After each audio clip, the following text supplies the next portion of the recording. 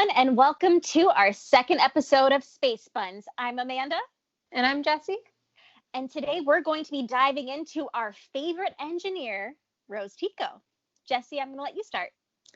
So we're going to be starting with a one-off Rose Tico comic that was part of the Age of Resistance series. Now, this comic came out a couple years after we got The Last Jedi. So it was just a little bit of backstory that they released on the Tico sisters on their homeworld of Hayes Minor. And I think what's really cool about this comic is we get kind of the knowledge base that Rose really has for mechanics and for different ships. So we first see the Tico sisters kind of flying a flight simulator, and Rose is obsessed with all the aspects of the simulation ship that they're on. She's talking about the kind of engine and just the mechanics and the way everything works. And we've got Paige kind of going back and forth with her being like, none of that matters, just fly. Like, she's like the level-headed like pilot, and Rose is, that mechanical, logical aspect to the two sisters. So it's cute to see them bounce back and forth like that, and to see how into technology Rose was from like a really young age. And then as the book progresses, we start to see how the First Order, kind of takes over their planet, which is already a mining planet, but then comes in and starts using, non-environmentally safe, practices to mine their home world of Hayes Minor, and it just starts destroying their world from the inside out. And what we don't see and don't get from the movies with the Tico sisters is in this comic we get to see them kind of start to fight back before they leave their planet to go join the resistance. So they went in and they use Rose's smarts. She says at one point in the comic, like something like, if you know how to put something together, you know how to take it apart. And so they kind of use Rose's extensive mechanical knowledge base to hit the First Order from the inside and try to save their home planet. And I just thought that was really cool that we got to see that they had, they were fighting the First Order even before they joined the Resistance, which is something we wouldn't know without this comic. And then, it goes on to show them leaving Hayes Minor and joining the Resistance, and even getting to see, their initial reaction to their home planet eventually becoming destroyed. And they have a moment, which I think is really profound, because it reflects later for her in The Last Jedi. It's this moment where they feel so much loss. Like, it's that same feeling of loss that Leia has, right, from Alderaan being destroyed. And their initial reaction is to just get in a ship and cause damage. Kind of a similar thing they were doing on a smaller scale on Hayes Minor. But now it's too big. It's too big for that one-off sacrifice, and it's not worth it. And Leia kind of has this moment talking them down from that, which is a really cool parallel that we'll talk about later with kind of the way Rose saves Finn is what it kind of reminds me of. It's like she learned that from Leia. So it's just a really cute one-off comic that I think is totally worth the read. And just makes me love the Tico sisters even more, I think. They're my favorite. They're adorable. And then coming up on after that one in at least her timeline would be Cobalt Squadron by Elizabeth Wein. Can you see that? And I just read this a couple weeks back. Preparing for this, I did not know anything that was going on in this book yet, and I really, really loved it. I'm kind of a book nerd.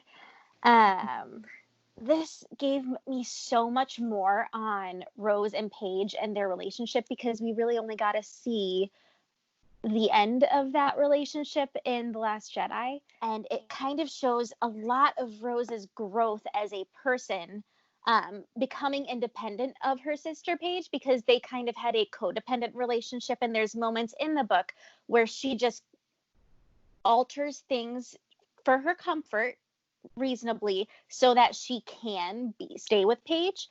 And she kind of learns throughout it, and through a major loss in the book of Cat, that sometimes you have to take that step apart. And I feel like she felt some responsibility maybe for Kat in that instance, because she had fought for her and Paige to be on the same ship that Kat was supposed to be in Paige's place.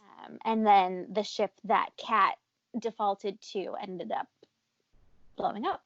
So I think that had that codependency kind of continued into The Last Jedi, we would have missed out on so much of that growth, because either Paige would have stayed with Rose on Holdo's ship, or they both would have ended up on the bomber. Rose would have been the flight engineer on that bomber. She would have been the flight engineer, or Paige would have never saved the Resistance and taken out that dreadnought. Right. So, I think that was a really powerful lesson for me. And we got to see so much of Rose's engineering skills in this, and how she kind of rose in the Resistance as the go-to for engineering, because she was just that good. She created her little monster. Yep. I love that she calls it that. Power baffler. Power baffler.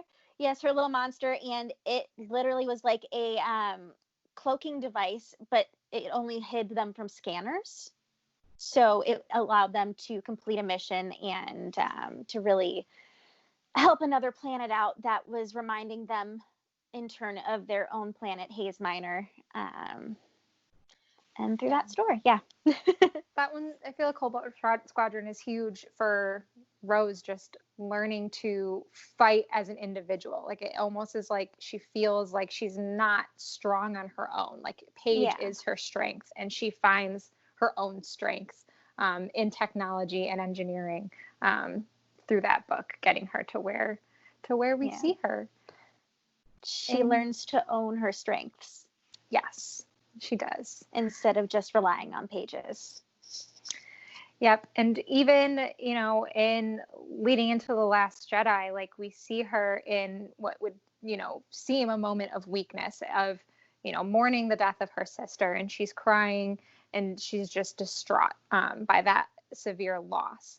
But even in, her moment of weakness, she is showing a huge strength. She's sitting there with little zapper, and I don't know what it's called. I don't know what it is, but she's zapping people, tasing people, stunning people, stopping them from leaving the Resistance, and making sure that Paige's final mission, her final sacrifice, was not in vain. So it's a moment that, she could have just let herself fall apart and let herself feel like she couldn't do it without her sister, but she knows her value now at this point in the Resistance. And she knows she's an important part that we see time and time again, I think, throughout The Last Jedi. I feel like, if anything, losing Paige reaffirmed her will. Mm-hmm. And it kind of pushed her forward and pushed her to keep doing more. Within the Resistance, to keep fighting. Yeah. And I just feel like throughout that movie, she's kind of like the driving force behind Finn. I think that in that movie, she is the heart and soul of that film. She is the hope. She is the perseverance. She is the strength in the face of epic failure. And I think that she has one of the most valuable lessons in that film. I 100% agree. Like, even, towards the beginning, when Finn, is kind of trying to explain to her, he's giving her every reason to leave, every reason that he's come to the conclusion that he needs to run to save Rey. And she takes, all those reasons that Finn used to run, and is like, oh, we can do something with this. I know about this. I know how we can fight this. And while it doesn't, come to fruition in the way they thought, it's just a matter of that she's, like we said, the driving force. She drives everything forward. She's not willing to just sit and accept her fate or run from it. She is always, there with a plan. Yeah. And using her mechanical skills to try to help the Resistance in any way she can. And can we pause and talk about how awesome it is that we get a female freaking engineer? I know. In Star Wars? It's I'm really like, cool. yes. And she, I mean, throughout the films, she becomes kind of the head engineer within the resistance, which I think is like one of my absolute favorite things, especially because in today's society, it is such a male dominated field. And then Rose is like top notch boss. No, it is. It's really important to have that, level of representation Yeah. in Star Wars, and not only just to be showing a, strong female character in technology, but also just for diversity. And it's just so important to have, diverse characters in Star Wars, because especially for young women and young kids, looking up to their heroes, like it's just so important to be able to see yourself in your heroes. And I think Rose, really does that for a lot of people. Yeah, I think she gives us something that we have not gotten yet before. And I was so excited to see that come to life on the screen. And I was so excited to see a female character who was not a Jedi or a pilot or whatever. And she had a totally separate skill set. And she also faced huge, like her and Finn, their entire arc in that film was about failure and where you go from there. Yep. And it was the coolest thing for me to see that on screen, because I feel like so many times it's just like the trajectory of the hero's journey is like, oh, here's the problem. Oh, here they go and fight it. Oh, it's a real close call, but yeah, they persevered and they won. Yep. They beat it down. No, they got captured. Right. It did not go as planned. It didn't. At the end of the day, everything that they risked didn't affect anything as far as what was going on the ship. And the mission failed. Yeah, it was a failed mission. It was a failure, and yet they still kept going and they learned from it. And I feel like how she handled herself grew Finn's character so much. Not that her character is at all responsible for his growth, but because Rose is such a strong, compassionate, empathetic role, you can't be around that and not grow. I 100% agree. And especially failure is such, a commonplace thing that we don't talk about in every single person's life. Like, I don't care who you are, like everyone, life is just a constant learning from your failures and growing from your failures. So to see that represented in media, I think is huge for everyone to see, because it's just not something we talk about and normally, put out as like a way to learn. We forget about that, but I completely agree.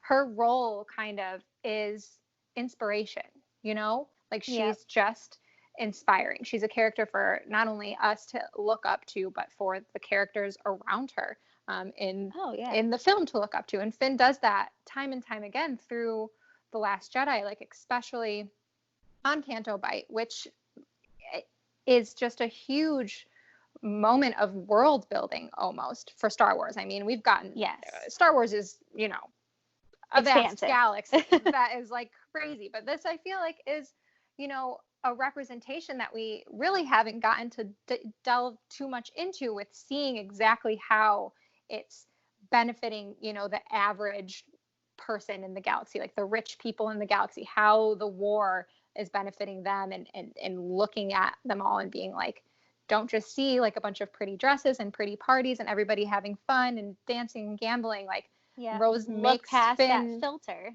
Yep, she makes him step back. She makes him look deeper. She hands him those binoculars to look close at what's really going on, and realize that this is not just some fun party. Like, there's darkness behind here that needs to be addressed. And that's just a huge, theme in our own society today that we're all facing and trying to tackle right now. So I just thought that part was really profound. And even going into the 5 years, like that's something that Paige and Rose had always had that as a part of their childhood. We see it in the comic. We hear it in Cobalt Squadron. They're watching Fathiers race. They've always wanted to ride Fathiers. And then she sees them, she gets there and she looks close and she's like, this isn't what I thought it was when I was a kid. And she changes her perspective and does something about it. Which I think is also a huge inspirational thing, to be able to change your perspective on something once you get more information about it. 100%. It should be completely normalized, because if you're only getting a partial picture that is geared to make you feel a certain way, of course you're going to think it's great, or whatever the message is that's being fed to you is. But then when she saw it for herself, she's like, these are abused animals, and not only abused animals, but they're abusing children to take care of these animals as well. Right. And I love, and it shifts. And she, in that moment, has the opportunity to not only spark inspiration in Finn, but she sparks inspiration in those kids that are there to, to protect, these animals from basically these rich people that are abusing them. Slaves. They're slaves. Like, it's not said. Let's call it what it is. But if it they walks are like a duck and quacks like a duck, it's a duck. Yep. And, they have that moment where they're like, I'm supposed to tell on you. And then she shows them the resistance symbol, that symbol of hope, which is what Rose represents, for sure. And she kind of lets them know that, like, if you're defiant in this moment, like, it could have negative consequences, but it will matter. And she kind of shows them how that matters, and how important those little moments can be. Those small actions and decisions can make a huge difference. So, and because of her actions and her connection with those kids, we see how word of mouth, their story is going to travel throughout the galaxy. Which I think is super incredible, because they are such a small, limited number right now. And it's not widespread that there is this hope throughout the galaxy. So each one of those little connections that she makes, she is embodying the spark that lights the fire. Yep. I love it. Yeah. And Broom Boy, I swear, we're coming back for you, Broom Boy. Where is Broom Boy? I know. I feel like those kids in that moment, and showing us, them playing with the figures to represent what's going on and the stories they've heard and seen. It just, I feel like, is a huge part of what Star Wars is going to be. I feel like that is like a future that Star Wars can explore, is what happened with all these displaced kids, especially the ones who have been force sensitive during a time where there's nowhere to train them or find them or help them at all. So I love that Rose has a part in having them realize that there is someone out there for them. Yeah. And that we're coming for them one day. And moving towards the end of The Last Jedi, we see Rose and Finn getting off the planet of Canto Bight, and, they get put on Snoke's, or they put themselves on Snoke's ship, and they try and complete their mission. It fails epically, and then Holdo blows the ship to bits, and they escape that one, back down to the planet Crate. And on Crate, we see, I think, another really fantastic Rose Tico moment, in regards to Finn, where he is just bent on his misguided self-sacrifice, which to me seemed like another way of him running, and maybe not facing the problem head on in the right way. Yeah, he sees himself as expendable. That's what the First Order has drilled into his head since he was a kid, is that he doesn't matter. He's just part of a machine. Yeah. So, and he more likely than not wouldn't have even stopped the cannon. He would have just ended his own life, which Rose then risks her life in an act of self-sacrifice and takes out his, little skimmer and saves him. And she, tells him, she's like, that's not how we're going to win, because that's not how they should win. You should not be placing more value on winning than on human life. Right. Which is huge. Right. And that quote is just my absolute favorite quote.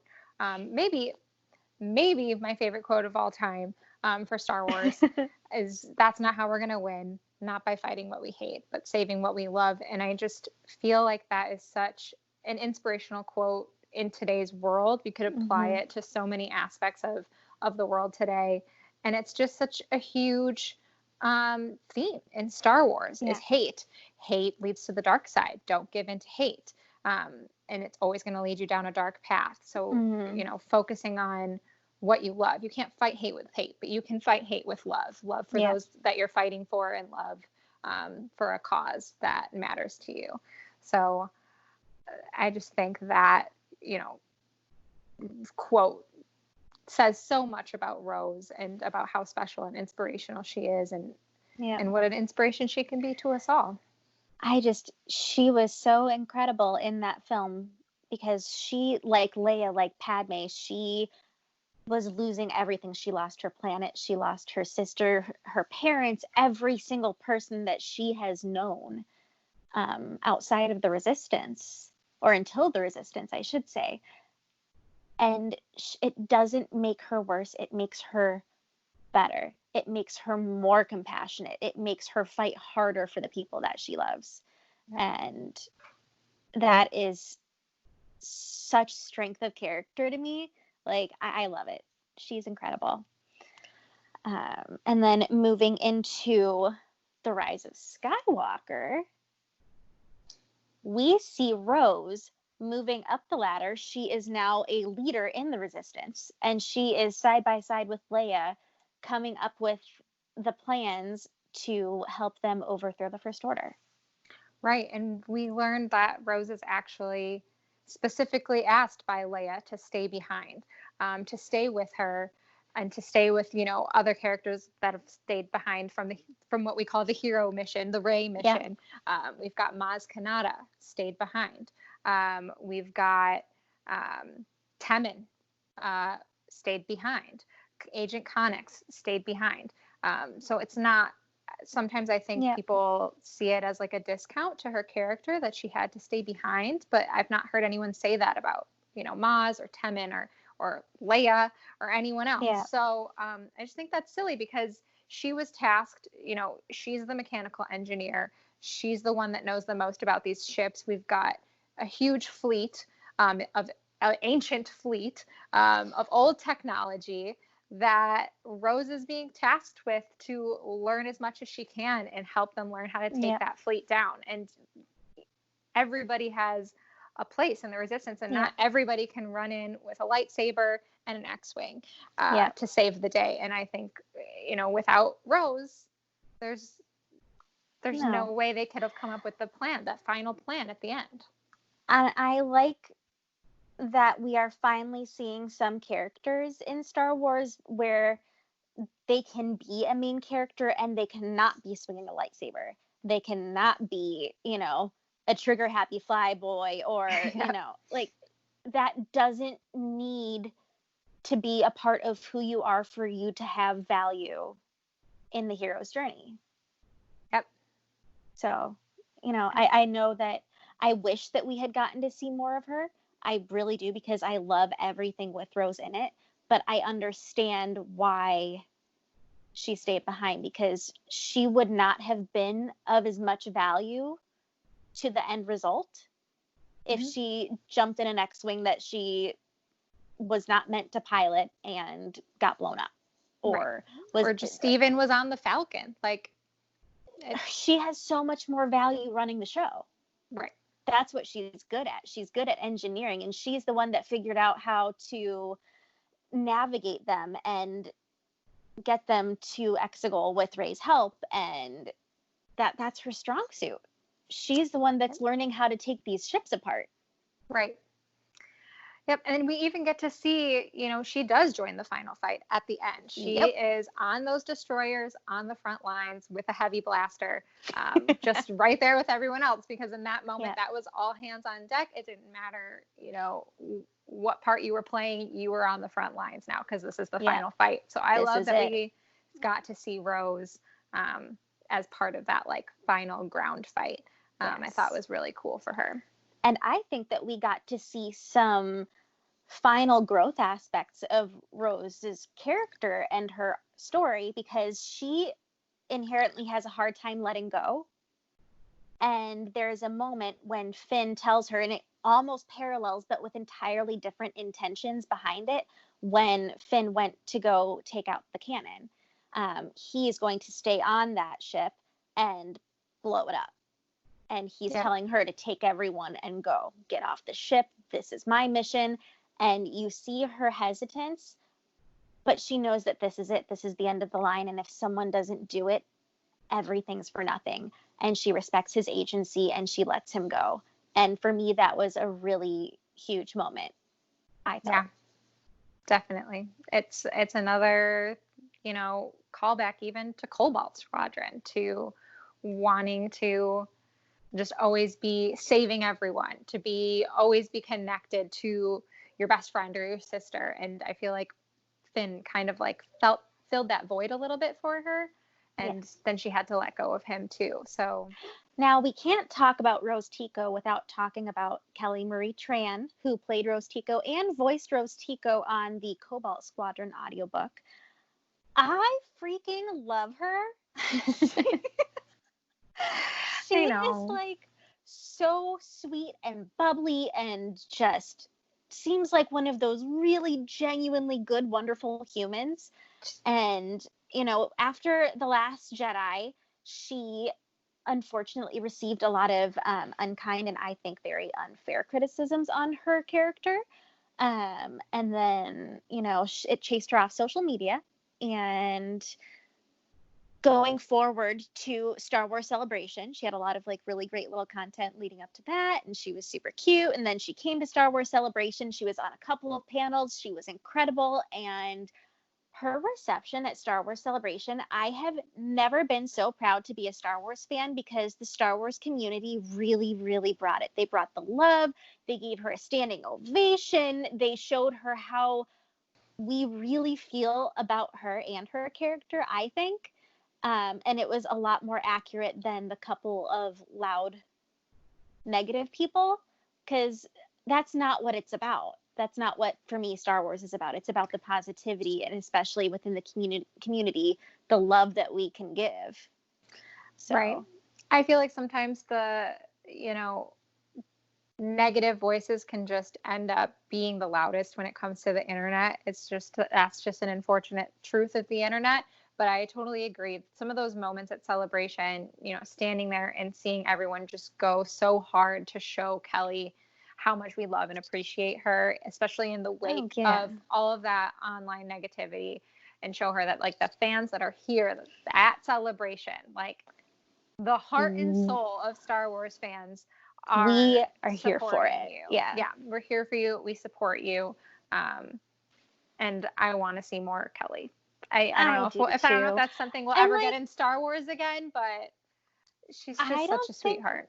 Yeah, I don't think I've ever seen someone so excited to be a part of the Star Wars universe. Like every interview you see her in, she is so grateful and overjoyed and just... she's beaming.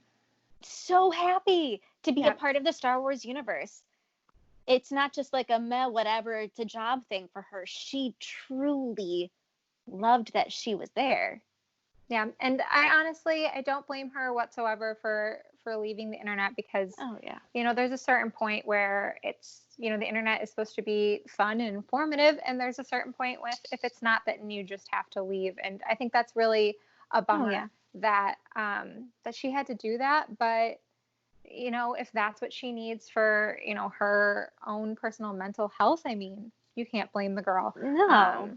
And her online letter that she kind of wrote to kind of respond to that, I felt was just really powerful and really telling of the world today. And I just wanted to share with you guys, if you haven't read it, or even if you have, just like one part of the letter that she wrote. This is a long letter and it's really powerful, so I encourage you to seek it out. But she says at one point, slightly paraphrasing, that these are the thoughts that run through her head every time she picks up a script or a book or a screenplay. I know the opportunity given to me is rare. I know that I now belong to a small group of privileged people who get to tell stories for a living, stories that are heard and seen and digested by a world that for so long has tasted only one thing. I know how important that is, and I'm not giving up. And I feel like that is also just the heart and soul of Rose. Kelly is Rose, and I love that. That being said, I just want to talk about what inspires us most. I know we've spent this whole episode talking about how inspirational she is and how that is just the heart and soul of Rose is inspiration. But if you had to pick out, one Rose moment or just one aspect of Rose, what inspires you, Amanda, most about Rose? I think for me, Rose's perseverance, even in the face of overwhelming loss and failure, and her hope that everything's going to get better. I've never seen a character that is so hopeful. So, yeah, I totally agree with that. I think to me that, we won't be won by fighting, but we hate but by saving what we love quote is just a mantra that I think of in my life, as often as I can. And I think that is probably what inspires me most about her, is that in the face of hatred, she chooses love. And I just think that's huge and something we need in society more. Yeah. We need more Rose Tico. We need all the Rose Tico all the time. If the world was filled with Rose Ticos, can you imagine what a happy place that would be? Be very happy. Very inspirational. Yes. And we would also really love to know what inspires you all about Rose Tico. So feel free to send us a message, leave one in the comments. We are all Tweet ears. Us with the hashtag #SpaceBuns, because we'd love to see it. But that is all we have for Rose for this month's episode. Something really exciting, Amanda, that I know I'm really excited about and you're excited about is we have an enamel pin officially for our Space Buns logo. So if you guys want to see that. Oh, there it is. So shiny. There it is. We spent the better part of an afternoon painstakingly getting out our markers and our pencils, drawing up really, really bad drawings. I'm like really, really. Yeah, they were really bad drawings, and then we sent them over our crude sketches over to the wonderful Kat Castro, and she created this gorgeous logo for us, and then we went and made it into pins. Yes. So if you are interested in owning one of these gorgeous pins for yourself, just go ahead and send us a direct message on any of our social media platforms. You can find us on Facebook, Instagram, Twitter, and for this show specifically on YouTube, all under the same handle, Twin Suns Outpost. Thank you guys for joining us for our second episode of Space Buns, and may the force be with you.